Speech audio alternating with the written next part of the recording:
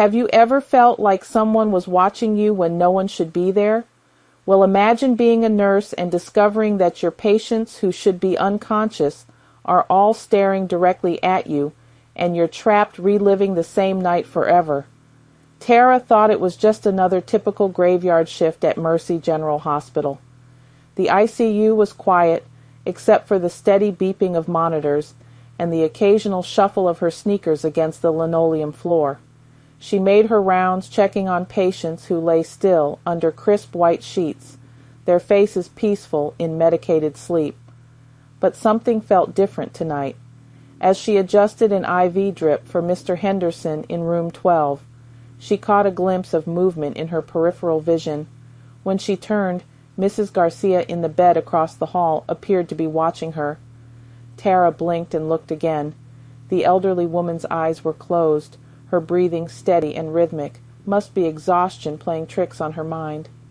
The night continued normally until Tara glanced at the clock. 3:15 a.m. She remembered checking it moments ago. The hands hadn't moved. She tapped the face of her watch, thinking the battery might be dying. Still 3:15.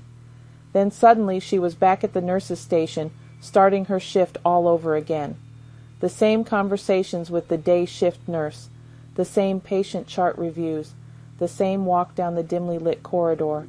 But this time when she entered room 12, Mr. Henderson's eyes snapped open the moment she crossed the threshold.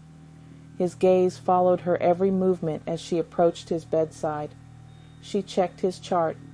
He should be heavily sedated after his surgery. There was no way he could be conscious. Tara tried to rationalize what was happening as the night reset once again.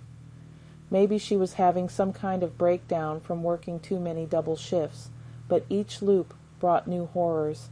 More patients began watching her with unblinking eyes that shouldn't be able to see. By the fourth cycle, half the ward was tracking her movements. Their heads turned in perfect synchronization as she walked past their rooms.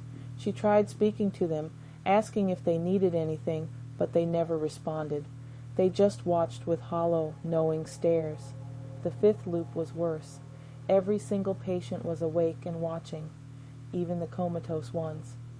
Their eyes reflected the harsh fluorescent lighting like mirrors, creating an audience of silent observers who witnessed her growing panic.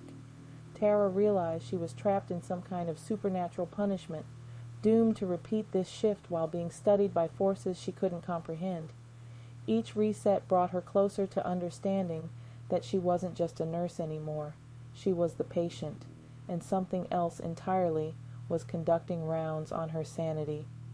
The clock still reads 3:15, and Tara knows that somewhere in this endless night lies the truth about why she can never leave.